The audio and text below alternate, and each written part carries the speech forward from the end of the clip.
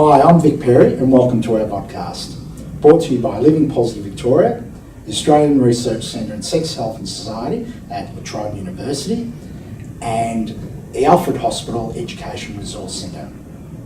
I'm a Health Promotion Officer with Living Positive Victoria, and joining me today is Jennifer Power, Coordinator of HIV Futures Study at PLHIV University, and Nick Holas, HIV activist and co-founder of the Australia's largest PLHIV movement called the Institute of Many, or TIM, as many of you would probably know it as.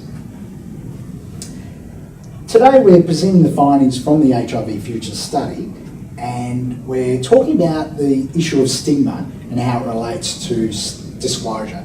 So Jen, can you give us a bit of a background to the study? Yeah, thanks Vic. So HIV Futures is Australia's longest running study of people living with HIV. We started it in 1997, and the rationale behind that really was looking at a study that was going to track life experiences and health and well-being and general quality of life among people living with HIV in the heart era. So it came in really after highly active antiretroviral treatment became available. So what we've done is repeat that survey every 2 or 3 years since 1997, and most recently we collected data in 2016 for HIV Futures 8. All right, so with this version of the study, so what does it tell us about stigma and disclosure with people living with HIV? Yeah, listen, I think that this is probably the most interesting issue to track over time, because we see this really distinctive pattern where while health and well-being has gone up over time, improved over time, treatment use has increased significantly since 1997, so the number of people on treatment. We've learned a lot more about the effectiveness of treatment in terms of reducing onward viral transmission, in terms of improving health, yet the people telling us that they fear disclosing their HIV status to potential partners has gone up. So despite health and wellbeing improving, despite treatment effectiveness improving, people are still worried. I mean, still worried about telling people their HIV status, fear of rejection. And that can be seen as quite surprising actually, because you would think that in these days it would get a lot easier. But we know that disclosure in any kind of context, whether it be social or with family or at work or in a sexual context, it can be quite difficult and fraught with a lot of anxiety and stress. But it is surprising that it hasn't gone down. And so I guess what does that say then about the community or the spaces that people with HIV are disclosing in? Hasn't changed? What do you find, Nick, for instance, on TIM, when people are posting examples of their, sort of wanting to disclose to someone, and they're asking people, how to disclose? Because typically there'll be a lot of responses from people on how to do it and the experiences around it. Has it changed much at all over time? Or? I think, Tim's 4 years old now, so it's certainly not a baby, but it's nothing compared to the times we're talking about in the 90s and beforehand. I think just to go back to something you said before, Vic, about how it's surprising in a way that as people's general health has gone up, but their fear of disclosure or the issues around disclosure hasn't really changed. And I think what that reveals is HIV becomes a burden. That newly diagnosed people, recently diagnosed people, long-term survivors still go through at their own time. So it doesn't surprise me necessarily that even though someone's physical health can be really great, they're still experiencing that kind of broad stigma that HIV brings with it.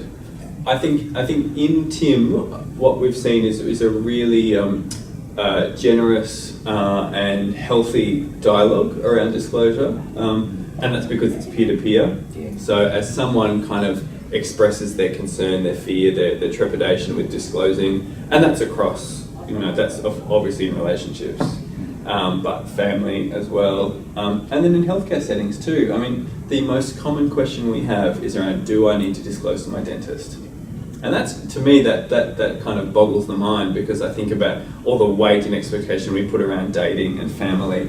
And still, what comes up more often than anything is, do I need to tell my dentist I want to get a tattoo? Do I have to tell the tattoo artist? And it's these tiny little things that we don't think much about, but actually have a lot of weight. Because it's moving through everyday life. Yeah. Just small encounters that don't mean much emotionally.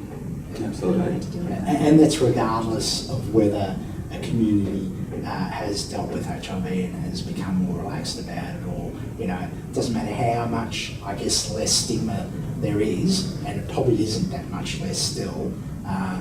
It's a personal thing that people carry, and as soon as one's diagnosed, it's this shock. And so what about, I guess, in terms of younger people being diagnosed today, and I sense that there is a little bit more confidence in people disclosing. Does that make a difference in terms of not just a personal level, but as a community as well, that the more people disclose and are open about it, other people see that, and so that encourages others to disclose, be more open, and on a community level, I guess. Is that changing a bit lately? Absolutely. I mean, I think back to 4 or so years ago, it was extraordinary when someone jumped on their Facebook and did what we call a HIV status update, and told the world, their world, that they were HIV positive. We used to celebrate those individually, and now I've lost count of the number of times that that's happened, and people are so much more open around it. And that's because there have been massive leaps in Australia in the last couple of years around the way HIV is talked about, and the way HIV positive people feel about themselves. And that's been the confluence of a few things that have happened. I think the partner study is a big player in that. The rollout of PrEP has really bridged the sero divide, and that's done a lot. Not to mention just kind of global shifts in undetectability and the way we talk about the virus, plus the AIDS conference, plus, you know, platforms like Tim opening up, which mean that a broader range of people are able to find somewhere to talk about their HIV, because it can be done digitally. Yeah, although that said, what we did find in Futures was that people less connected to communities of gay men reported higher levels of internalised stigma, so women, heterosexual men, also newly diagnosed people. Yeah. But you do get a sense of community perhaps being a bit of a buffer. Yeah. And I'd probably say that the distance between diagnoses and information acceptance is probably a lot smaller now for those, you know, and we're talking mainly about MSM people here, but who are HIV minded, in that it's been something that has defined their community, like with gay men. Yeah. I was going to say there would have to be a strong correlation between those who are connected already with the community and part of, I guess, the gay community, and stigma and disclosure between those and those that aren't. You know, people who are geographically isolated or in some way not connected at all. And another point I'm just thinking too, in terms of disclosure, today we know that a person upon diagnosis, there's a much bigger chance that they already know someone who's HIV positive, and it could be a best friend or that kind of thing, and that would make a difference too, wouldn't it? Because just the numbers, and that's what I was thinking before about the more open and more disclosure, and those numbers. When someone gets diagnosed, I've already got 3 friends who are positive. You know, Absolutely. And I see what it's like, and you know, so it gives them confidence. It's a bit like that, especially online. Especially online, yeah. I think the thing to keep in the back of our minds is that really only applies in Australia to gay men and men who have sex with men, and in certain parts of certain communities, certain migrant communities. And that's really it. So one of the great things about all the various resilience campaigns and stigma rollouts, the anti-stigma rollouts that have happened in the last couple of years, especially like PLHIV. And things like Tim too, is it puts together people in the room, whether that room is online or in person, a broader range of people beyond what we still see stereotypically as the HIV affected community in Australia, which is gay men. And those gay men hear from, you know, women from sub-Saharan African backgrounds who have no one in their home cities. You know, they aren't connected. And that experience is wonderful because those women are then ported straight into a community. And conversely, gay men kind of get a big slap in the face and they realise actually they've got it pretty good. Yeah. That's an important thing And to Tim's good remind. for that, in that it exposes all that kind of stuff. So gay men who and there are a lot of gay men in a bubble, Yeah. when they enter a space like Tim, they see, and PLHIV, I've noticed too that there are gay men who say, I've never spoken to a woman with HIV or a heterosexual man with HIV. Yeah. And it just those insights, I guess it enriches not only the experience of gay men, but it changes attitudes and makes us feel, well, okay, we're not alone in this. There's a whole bunch of other people with HIV as well that we need to respect. Exactly, and that sense of not doing it alone is key to overcoming that HIV stigma. We always say to people, you can do it on your own, you'll get from A to B eventually, but it's so much quicker if you open up and let people into your life. And I wonder too if it being an online space just makes it a little bit more accessible. So I imagine for a woman walking in who isn't familiar with gay communities, walking into a physical room would be harder potentially than connecting online to take that first step. Oh, absolutely. You're walking into the building can be an overwhelming thing. It's hard. And jumping into a Facebook group or whatever is that much easier.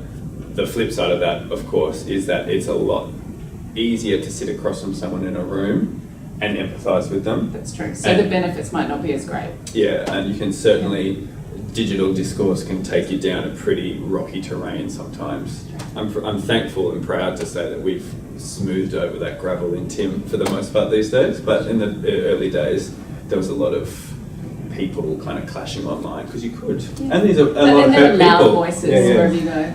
I'm one of them. Well, I Don't guess shut me up. The evolution of Tim could simply reflect the usual standard kind of process that groups go through, where you've got that forming, storming, that kind of thing, and Tim's probably gone through that and has settled now that there's enough people on it, for most of the part, just following honest, open conversations with each other, that kind of thing. All right, well, thanks a lot for that. That wraps it up for our discussion on disclosure and the impact that stigma has on it. Make sure you check out our other podcasts. We've got a whole range of other topics that we're following. So thanks, Jen, and thanks, Nick. Thank you both.